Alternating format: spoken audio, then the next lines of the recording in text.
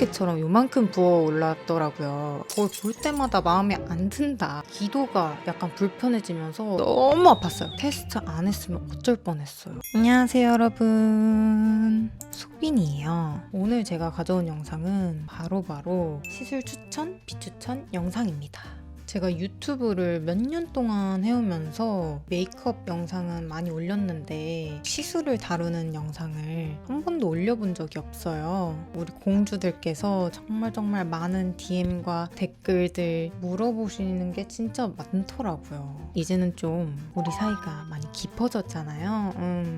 솔직 담백하게 우리 공주들한테 싹 다 풀어봐야 되겠다. 직접 해봤던 시술들을 뭐가 좋았고 뭐가 별로였는지 제 기준으로 느꼈던 것들을 공유를 해드리려고 합니다. 요게 정확히 맞고 저게 맞다, 틀리다 또 아니거든요. 하지만 내 동생, 내 지인, 내 친구들, 내 사람들이 언니 시술 받을까 말까 어떻게 하면 좋을까 고민을 하고 있다면 제가 꼭 그럴 때 옆에서 해주고 싶은 말? 요건 이랬다, 요런 건 저랬다, 저희 경험치들을 이야기해주는 정도로 해보려고 합니다. 그리고 요거는 여러분 시술을 권장하거나 하는 그런 영상이 아니라는 점 꼭 알아주셨으면 좋겠습니다. 시술 이야기 먼저 하기 전에 드리고 싶은 말은 얼태기가 오거나 외모 정병이 막 온다, 그걸 볼 때마다 마음에 안 든다 할 때에는 시술을 막 먼저 하기보다는 다이어트를 먼저 해보고 그리고 자기한테 맞는 스타일을 먼저 찾아보고 메이크업도 열심히 따라 해보고 헤어스타일이나 뭐 이런 것도 다 바꿔보고 그 다음에 하시는 걸 추천드려요. 자신의 얼굴을 잘 파악하고 있지 못할 때에 시술을 바로 해버리면 조화롭지 못하게 되더라고요. 어디를 좀 이렇게 건드려야 하는지 자기 자신도 몰라요. 정면에서 먼저 사진을 한번 찍어보거나 후면으로 전체적으로 사진을 찍어보고 제 주변 사람들한테 먼저 물어보거나 자기 자신을 파악을 먼저 하는 게 중요한 것 같아요. 이 부분을 조금 보완해야 되겠다 이런 느낌으로 가져가셔야 되지 확 예뻐질 거야 막 너무 예뻐질 거야 막 이러면서 기대하고 다가가게 되면은 실망하고 과해질 수 있습니다. 만족이 안 되거든요. 예뻐졌어도 과해지거나 확 예뻐질 줄 알았는데 만족이 안 돼서 돈 날렸다 이런 생각을 하기 너무 쉬운 상태가 돼버려요. 그러면 그런 것들을 해보고 더 업그레이드 되는 게 중요하다고 생각을 합니다. 장점을 부각하고 싶다, 단점을 좀 줄이고 싶다 이런 거를 확실히 아셨으면 좋겠습니다. 나 자신을 알 수 있는 거이기 때문에 이 과정 정말 중요하다 생각해요. 일단 리프팅 제가 정말 열심히 기획을 해서 잘 정리를 해왔거든요. 정말 많은데 저를 정말 오래 봐오신 우리 공주님들은 아시겠지만 제가 살찌거나 하면 붓기가 돼서 얼굴이 땡글땡글해지는 스타일이거든요. 저 같으신 분들은 인모드 리프팅, 인모드 FX 모드랑 포마 모드가 있는데 두 개를 같이 받았을 때 시너지가 훨씬 좋았던 것 같아요. FX의 경우에는 부황 뜨듯이 이렇게 들어가거든요. 그래서 멍자국이 남아요. 다운타임이 3-4일 있는 편인데 가성비로 지방 정리에는 확실히 효과가 좋았습니다. 이 두 가지를 받았을 때에는 지방을 줄여준 다음에 고주파 열로 완벽히 탄력을 줘서 피부 결 개선까지 같이 해준다 이런 느낌으로 받는 시술이거든요. 제가 요 인모드 FX 포마 이렇게 말고 인모드 FX랑 리프테라도 받아보고 다른 리프팅 조합도 받아보긴 했는데 왜 인모드 FX와 포마가 패키지로 잘 나오는지 이해가 되더라고요. 라인에 군살 정리를 해주는 게 너무 좋습니다. 얼굴 전체 살이 눈에 보이게 정리되는 느낌이 가장 많이 들었다. 효과를 제대로 보려면은 한 2달에 한 번 정도는 해줘야 될 것 같고 어느 정도 줄었다 하면은 거울 봤을 때 조금 살찐 것 같은데 군살 정리가 좀 안 된 것 같은데 처진 것 같은데 했을 때 받으면 좋더라고요. 제가 진짜 너무 좋아하는 고주파 리프팅이고 가성비로도 너무 훌륭하다고 생각을 해서 꾸준히 받으려고 합니다. 꿀팁 하나 말씀드리면 제 생각에는 샷수보다는 원장님께서 얼마나 섬세하게 해주시는지가 가장 중요한 것 같거든요. 얼마나 섬세하게 천천히 라인들을 정리를 해주냐, 그게 큰 영향을 주는 것 같아요. 그리고 다이어트 딱 시작할 때나 다이어트 하는 도중에 같이 인모드를 관리를 해주면 효과가 더 직방이에요. 제가 많이 살 쪘을 때마다 함께 관리를 해주는 루트로 가져가고 있습니다. 그리고 슈링크 리프팅 3번 정도 받았는데 결론부터 말씀드리면 좀 비추천합니다. 사람마다 다르다고는 하는데 너무 아팠어요. 뼈를 망치로 계속 때리는 느낌? 찌릿찌릿한 기분 나쁜 통증이 계속 이어지거든요. 견디기가 좀 힘들고 인모드의 그런 뜨거운 정도는 우리 선생님들과 함께 그 조절을 할 수 있는 것 같은데 슈링크의 통증은 계속 가기 때문에 저는 별로였어요. 더 별로였던 거는 그 아픔에 비해서 눈에 보이는 효과가 막 크다 뭐 이런 게 없었던 것 같아요. 근데 또 잘 맞는다는 분들은 슈링크만 계속 하시는 분들도 계시더라고요. 다시 받을 양은 없습니다. 튠페이스는 완전 추천하는 편이에요. 어떨 때 받았을 때 좋았냐 하면 제가 체중 관리가 어느 정도 유지가 되고 이중턱이랑 얼굴 라인에 고민이 살짝 있다 했었을 때가 있었거든요. 체중 관리가 되었는데 얼굴 라인은 하고 싶다? 할 때 그런 거 있잖아요, 여러분. 볼살은 조금 있었으면 좋겠고 라인은 조금 정리했으면 좋겠고 아 이거 어떡하지 싶을 때 그때 튠페이스를 해봤는데 지방을 막 확 줄였다 이런 느낌보다는 볼살의 탱탱함은 유지를 해주면서 전체적인 얼굴 라인을 정리해주는 느낌이에요. 요거를 받고 나면은 피부결이 좀 많이 부드러워지고 탱탱해졌다 전체적으로 이런 느낌을 많이 받았고요. 주기적인 관리하기에 딱 좋다. 이중턱이랑 심부볼 쪽에 섬세한 부분을 터치해주는데 너무 좋더라고요. 그리고 콧볼 보톡스 요것도 추천합니다. 근육을 콧볼을 써서 그런지 확실히 발달을 하더라고요. 예전에 지금보다 살이 많이 쪘을 때에는 콧볼에 살이 굉장히 많이 붙어 있었거든요. 코도 살이 찌더라고요. 여기서 한 번 더 말씀드리지만 다이어트가 먼저라는 점 일단 여기서 한 번 더 짚기. 다이어트를 하면서 콧볼도 같이 줄어들기 때문에 관리를 하면서 콧볼 보톡스를 같이 맞는 거 좋더라고요. 콧볼 근육도 웃을 때나 말할 때 계속 벌렁거리다 보면은 근육이 발달을 하더라고요. 가만히 있어도 살짝 코가 벌어진 느낌? 퍼진 느낌? 얼굴이 가만히 있는데 코만 벌렁거려 할 때도 있거든요. 그럴 땐 코만 보였었어요. 저처럼 이렇게 리액션이 크거나 감정표현이 좀 많으신 분들은 확실히 말할 때 코가 좀 넓어지고 커져 보이는 그런 게 좀 심할 수 있거든요. 저와 같으신 분들께는 추천드립니다. 드라마틱하게 줄었다 이런 느낌보다는 콧볼에 그런 벌렁거리는 근육을 잡아주다 보니까 콧볼이 덜 움직이니까 확실히 줄어 보이더라고요. 한 번 맞는다고 끝나는 게 아니라 주기적으로 맞다 보면 근육이 덜 발달하는 그런 느낌이어서 꾸준히 관리를 해주고 있습니다. 저도 코 수술은 항상 고민을 하거든요. 코 수술 조금 고민이신 분들은 요거 먼저 받아보시고 생각해보셔도 될 것 같아요. 코조각 주사라고 해서 콧볼에 그 지방을 조금 분해해주는 주사인데 그거를 같이 하는 것도 효과가 좋더라고요. 살쪘다 싶을 때 하는 편인데 그거를 먼저 해보시고 생각하는 걸 추천드려요. 저도 항상 고민이긴 하지만 그래도 만족을 했습니다. 그리고 윤곽주사.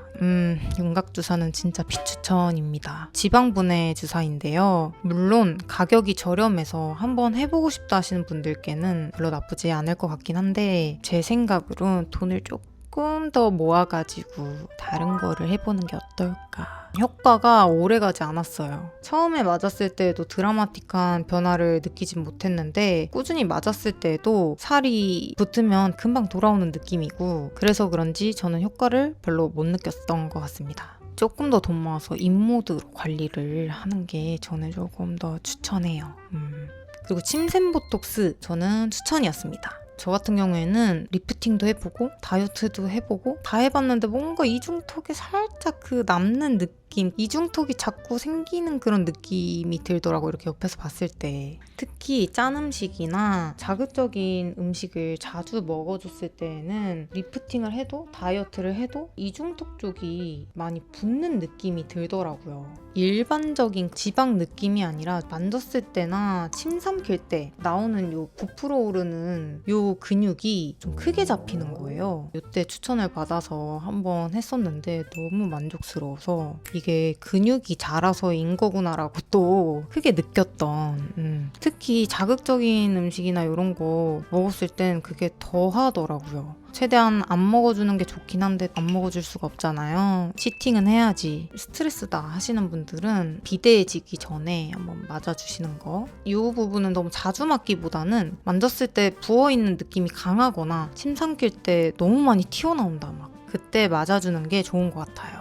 스킨 부스터 리조란 힐러를 얘기를 해보려고 하는데요. 주기적으로 관리할 거면 추천? 아니면 비추천인 것 같아요. 저는 이거 한 달에 한 번씩 3번 연속으로 이제 받아봤거든요. 그렇게 해야지 효과가 좋다고 하더라고요. 피부 재생, 피부 결 개선, 속 개선 잡아주는 주사인데 스킨 부스터라서 그런지 관리 차원으로 받는 그런 주사여서 그런지 한 번만 맞아서는 큰 효과를 느끼지는 못했던 것 같아요. 다운타임이 굉장히 길어요. 한 일주일은 잡아주셔야 되는 것 같아요. 제가 한 번 맞았을 때도 일주일 이상 엠보, 멍, 시술 자국 요게 일주일 이상 가더라고요. 좀 힘들었는데 3번 다 받고 나니까 효과가 좀 올라오는 것 같더라고요. 관리 차원으로 받을 거면은 좋은 것 같습니다. 받는 둥 마는 둥 한 번만 받고 막 이럴 거면 돈이 좀 아까운 것 같아요. 다운타임도 길고 엠보랑 그런 것 때문에 얼굴 보기가 좀 힘들어요.